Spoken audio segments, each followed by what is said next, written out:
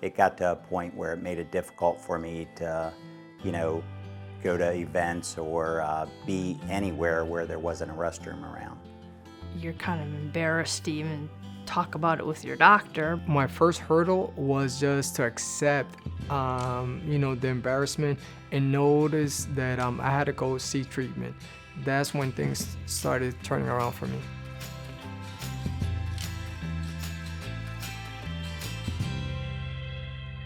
It affected everything. Now I have MS, and now I have my bladder issue, and now I have my bowel movement issue that I cannot control. It really it was sad. It was really sad. When I was at home, it was okay because, I had the bathroom right there, but when I went out shopping or whatever, I would just wear Depends, and then I wore them to work, just in case. It just got to a point where it was affecting my life, so I went to see a doctor about it.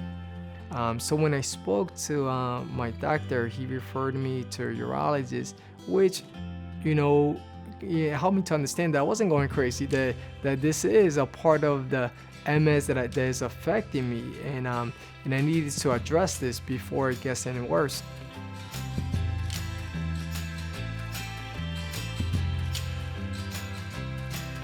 Bladder and bowel dysfunction have a really tough impact on people's lives. Research shows us that people's worlds become smaller when they're experiencing bladder and bowel dysfunction. Their social life becomes much more inhibited, and they just lead to a much more isolated state. When people have bladder issues or some other neurological issues, they feel like you can't treat it. And which is a huge misconception, because I think nowadays we can do a lot for bladder dysfunction.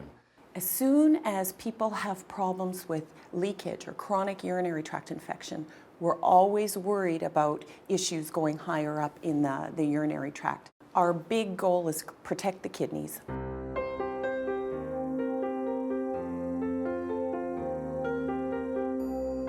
The purpose of the urinary system is to excrete waste. So we have our kidneys, we have our ureters, which are the tiny tubes that deliver urine from the kidney to the bladder. We have the bladder that should store and empty appropriately.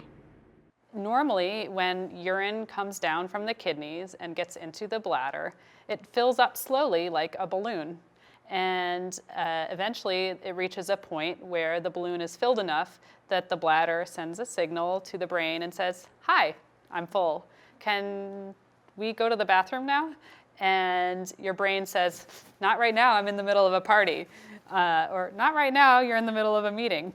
And when it's time, the brain says, "Okay, now's a great time to go." And so your brain sort of releases the bladder. The bladder contracts. There's a spigot between the bladder and the opening on the outside that has to open and relax, and then the urine gets pushed out as the bladder squeezes. Then it comes out through the urethra, which is like a straw. The part that closes off the urethra is the sphincter on the bladder, which is made up of the pelvic floor muscle. Now, if this muscle is healthy, it knows when to contract to give effective closure on the urethra so nothing leaks out, and it also knows when to relax to allow the urine to come out. But if the muscle isn't working properly, which we often have for people that have MS, then it may not close properly or it may not open properly. So then we can have problems with both storage of urine, or we can have problems with emptying. The kidneys don't have any kind of pumping mechanism. They have a kind of gentle inchworming effect as the urine is transmitted from the kidneys down to the bladder. And if the kidneys meet any downstream pressure, they stop filtering, and that urine starts to build up in the kidneys, and it has nowhere to go. And eventually the kidneys start to swell. That's called hydronephrosis. And that ultimately can lead to recurrent infections, stones, and renal failure or kidney failure if not intervened upon. Bowel and bladder problems in general can come about at any point in the course of multiple sclerosis. And since the spinal cord is a key modulator of both bowel and bladder function, spots or lesions in that area can contribute even early on to changes in mechanics. That being said, Oftentimes, we see more problems with the bowels and the bladder as the disease course goes on. Progressive MS often presents with worsening symptoms referable to the spinal cord or because of damage to the spinal cord. We often see more bowel and bladder problems in those individuals. Bladder dysfunction in general in MS is quite common. If you look at the statistics, up to about 80% of people and maybe more actually have bladder dysfunction. And because it's so common, you would think that people would be more willing to talk about it.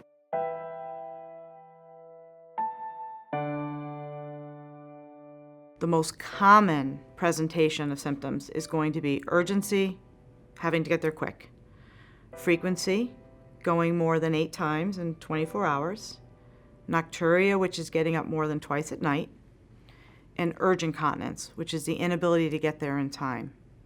Some other patients may complain of intermittency, stopping and starting while they're urinating, hesitancy, which is the inability to get it started, or combinations of all of these.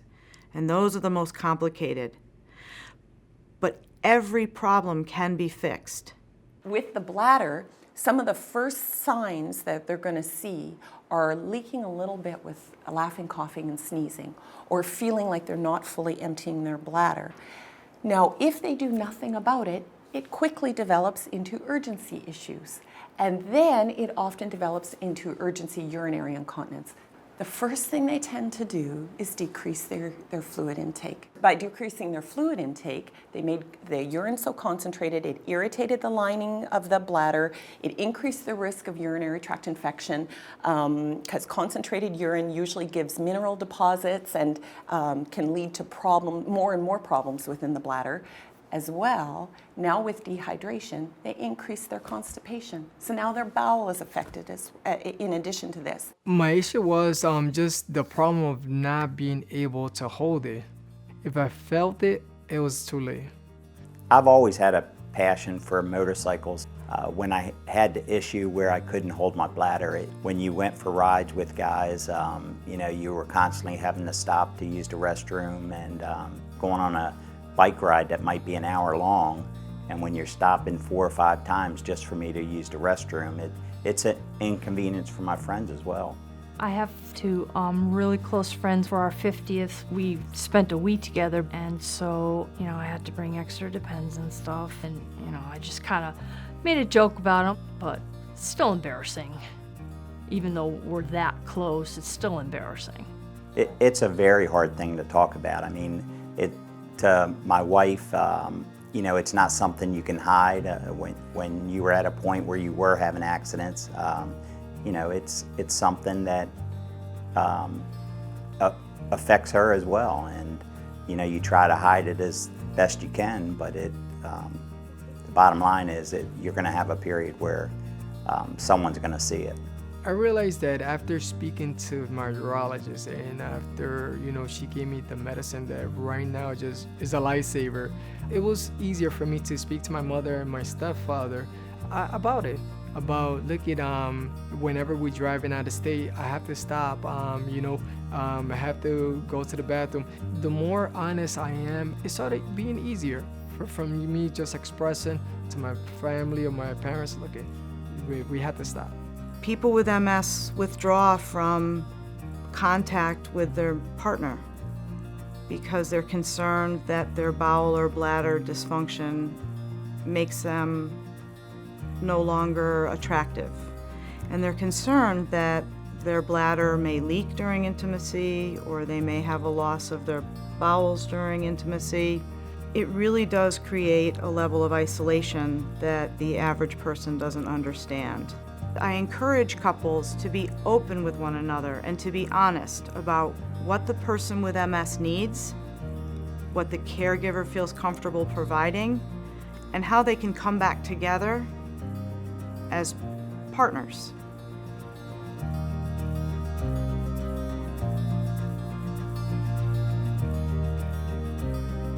The typical symptoms of a urinary tract infection or bladder infection may be increased urgency, increased frequency, burning with urination, and perhaps blood. But often patients with neurologic dysfunction don't have the same symptoms. The infection may cause what's known as a pseudoexacerbation. So it's not a true relapse of the multiple sclerosis, but while you're suffering from this urinary tract infection until it's identified and treated, you may develop changes in your mobility, you may develop changes in your bladder function, increased fatigue, and perhaps even some cognitive dysfunction that a caregiver or partner may recognize. They can start as a simple bladder infection, but rise to the kidneys in a very short period of time, and that's called a pyelonephritis, or a kidney infection. And with that, you develop a very high fever and flu-like symptoms. And this can create a pseudoexacerbation, or even worse, a relapse of the multiple sclerosis. There are also studies that we're actually currently doing now, sponsored by the National MS Society, to look at whether bladder infections can trigger relapses, and also how often at the time a person presents with a relapse, in fact, they have a urinary tract infection. If you look statistically, what gets people into the most trouble, it's the secondary complications of MS and urinary tract infections leading to urosepsis.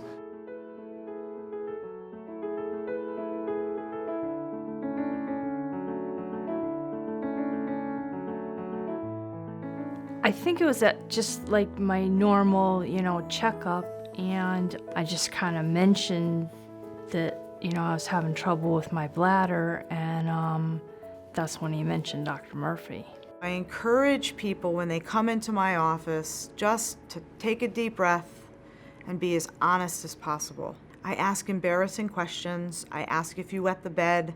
I ask if you can't get to the bathroom quick enough and you wear diapers. I need that information, and whoever's going to help you needs that information.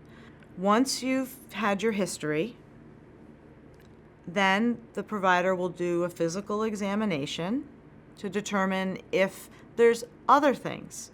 So if it's a female, we may have changes that have occurred after a hysterectomy or childbirth, changes in our anatomy that could put us at risk for just bladder droppage or leakage with coughing and sneezing that may be unrelated to the multiple sclerosis.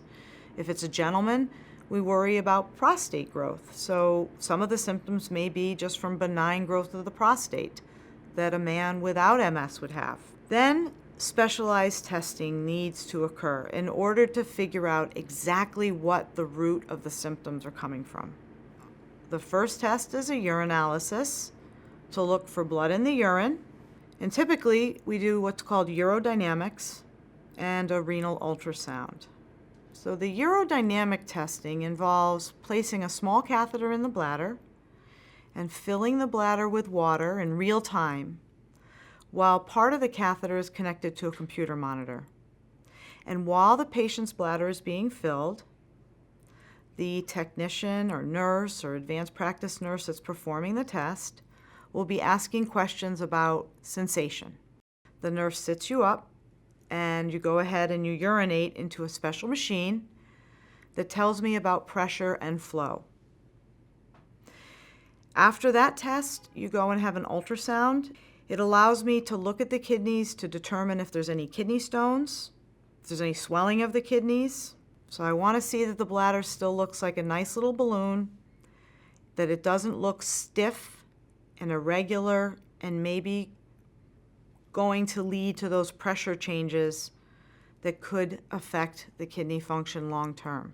Because storage problems and emptying problems can overlap in their symptomatology, meaning someone who can't hold will have urgency, frequency, and urgent continence, and someone who doesn't empty may have urgency, frequency, and urgent continence. It's very important before trying any medication that someone check to see how much is left in the bladder. And that's what's called post-void residual.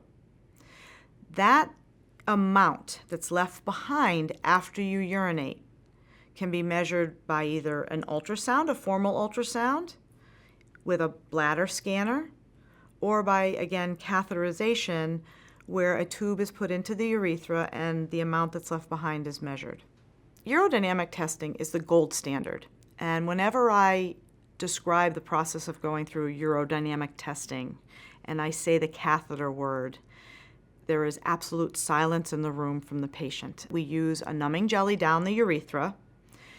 The catheter is the size of the tip of a ballpoint pen. I get the most important information about the function of your bladder, not just based on your symptoms, but based on what your bladder's doing. And it directs my intervention. It's guiding the treatment individualized for each person.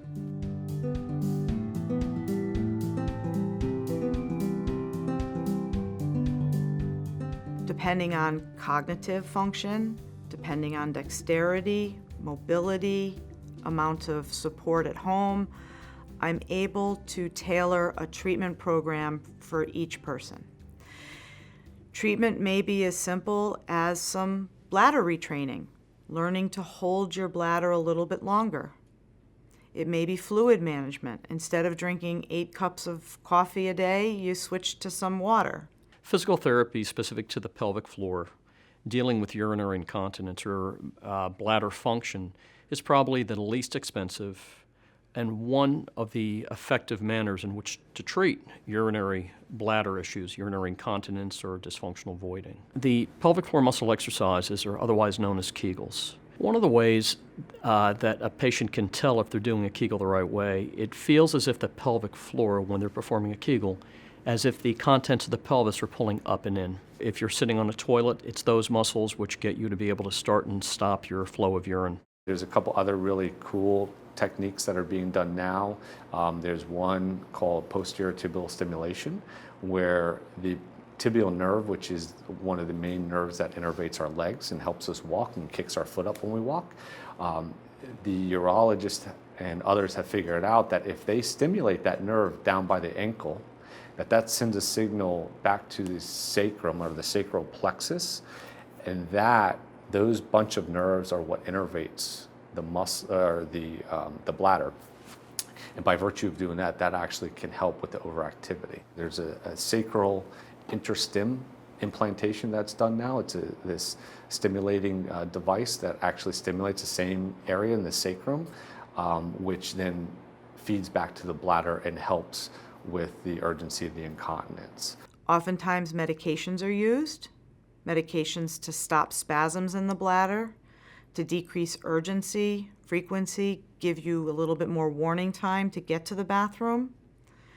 Sometimes we talk about Botox injections, which is a medication that's used to help relax the bladder and stop some of those spasms. Your bladder should be strong and elastic, very flexible, kind of like a gymnast's muscles. For unknown reasons, patients with neurologic diseases such as MS develop thickening and stiffening of the bladder that prevents elasticity. And what the Botox does when it's injected into those thickened muscle fibers is it tells those muscle fibers to just relax. The Botox, ONABOTULINUM TOXINA A, again, is a brand name, and it is the only one that has been FDA approved for the use inside the bladder. The downside of using Botox is that there is approximately a 6% risk of needing to learn to catheterize, meaning that I might create such a relaxed bladder that you have to help it, maybe once a day, twice a day, by passing a catheter and emptying out the residual. When there is dysfunction with the emptying phase, there really are only 2 options. One is to perhaps try a medication that's used for prostate problems, but actually works on receptors in a woman's pelvic floor as well. What that medication does is during the time of urination, it helps encourage the pelvic floor to open. It opens that gate just a little wider so the bladder doesn't have to work so hard. If that medication doesn't work and the patient is still retaining urine or is unable to urinate at all, then a catheter is needed to drain that urine out. But as I explain, if you need a cane or a walker for mobility because your legs can't carry you, you need to assist your bladder with this tiny little straw or this catheter because your bladder isn't going to empty on its own. So the use of a catheter to help your bladder empty is an intermittent process. It can be performed anywhere. It can be performed as quickly as the person next to you is using the bathroom. The catheters now are self-contained. They're pre-lubricated. They're very discreet. It can be used anywhere, anytime, just a little hand sanitizer and your catheter. A suprapubic tube is an indwelling catheter that goes through the abdominal wall. It's about a 10-minute surgical procedure. The catheter is placed through the abdominal wall and drains the bladder in the same way as an indwelling catheter, draining to a leg bag.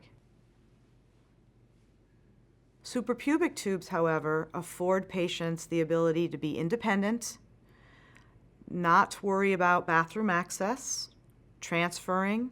They're good in patients who don't have the dexterity to catheterize nor the support system. They're also really important if someone's already developed some skin breakdown. When all else fails, I still have other options available for patients to maximize their quality of life and to protect their kidneys, which is my #1 goal. That might involve some reconstructive surgery, but again, with a lot of education, a lot of time and interaction, that surgery is life-changing for the better.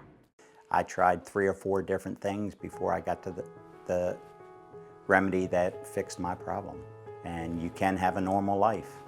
The first attempt that I tried it, it was really, again, it gave me a lot of side effects. I stuck with it. I realized, okay, well, maybe my body is getting acclimated to it. It was just one pill that I take in the morning daily, and it gives me, again, my confidence. I feel that I could be Angel again without being embarrassed.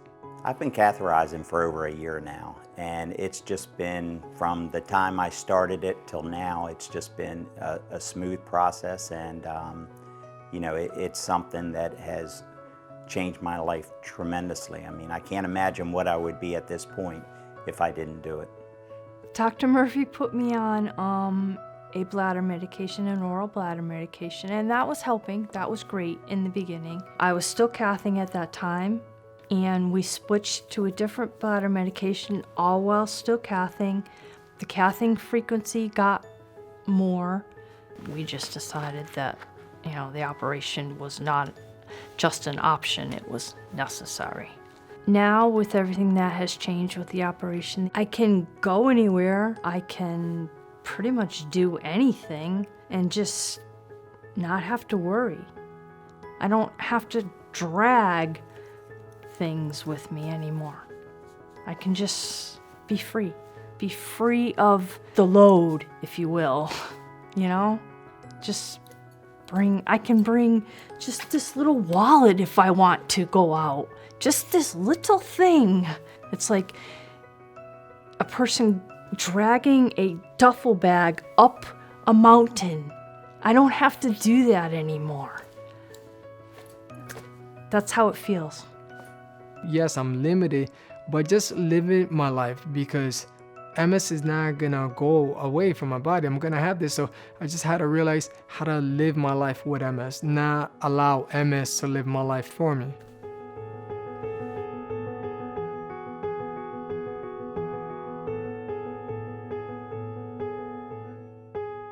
People with MS who come to see me always say, "Why are you asking me about my bowel habits?" And what I explain to them is that the pelvic floor is a figure of 8. So what happens on the front muscle is going to happen with the back muscle, and the two work in concert. They work together. So bad bowel dysfunction can impact their bladder function. And if I don't get both of them corrected, I'm kind of spinning my wheels. Our bowels are a method to empty waste from our body. So along that trail of taking the waste through the body is in turn pulling the fluids back out of the waste material to reuse it. So up high in the system, the stool is generally pretty soft as it goes through the system toward the end of the system, the waste gets harder and more formed, and as much fluid as can be released has been released, and then a stool will come out. Part of what's important in understanding what's a normal bowel routine is understanding, well, what is normal for me? And so it's good to establish that history first and reflect back on one's past to think, is this change that I'm reporting or concern I'm reporting really new, or is that just me? In my experience, bowel dysfunction is often evaluated more by the patient's report. We certainly can see evidence of dysfunction on examinations like abdominal ultrasound or abdominal x-ray, that sort of thing. People with MS oftentimes restrict their fluid intake in order to manage their bladder dysfunction. And that unfortunately negatively impacts their bowel function by making harder stools and worsening constipation. So when a person is, let's say they are experiencing constipation, the stool itself moving through the system has been slower. Whatever has happened, it has moved through more slowly, giving the body more time to empty more fluid from the waste, which means that by the time it gets to the colon and the far end of the colon, it has become hard. And the harder it becomes, the more it doesn't want to move easily. And so then this becomes a health issue because those wastes are intended to be let go. You might be constipated.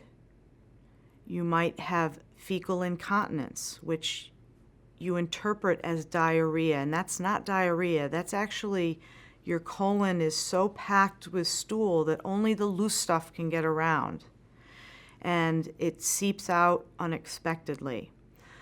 It can lead to urinary tract infections. If your rectum is full of stool, the bacteria can actually migrate across the rectal wall into your bladder and can put you at risk for urinary tract infections.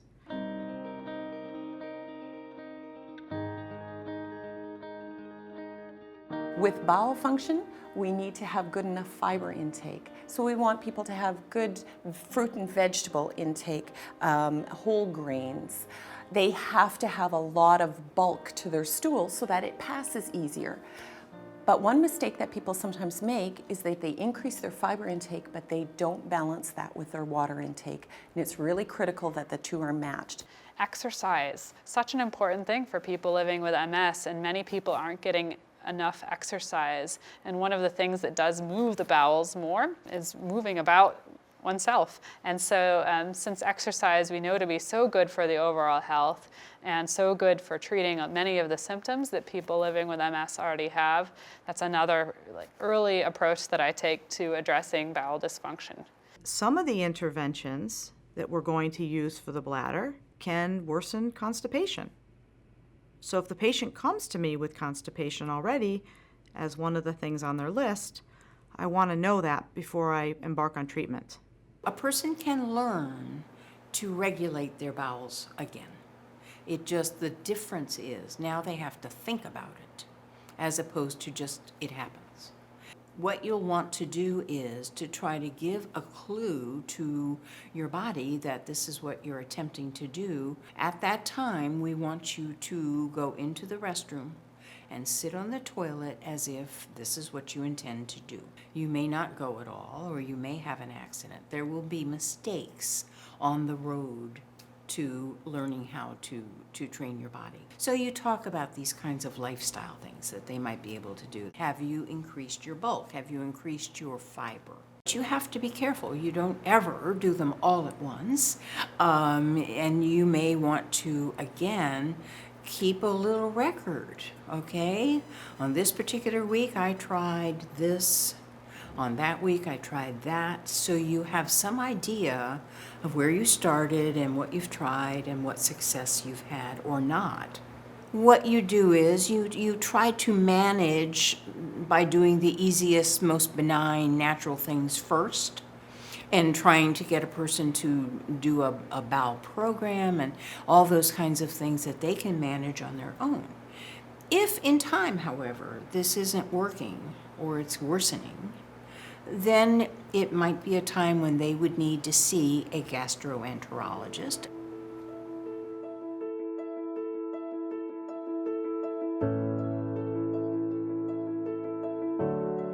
We all see someone with physical limitations and think it's the wheelchair. We think it's the cane. We think it's the walker.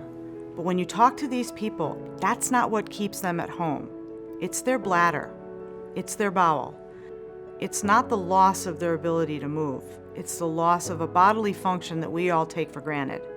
Before me taking any medicine or being courageous enough to speak to my doctor about my situation I was facing, it was really hard. You know, knowing that just one single pill will make a difference, I would just make the appointment as soon as possible. If I would have known that only one pill a day will give me back the confidence and the smile and the self-confidence again that I have in just going out and living my life.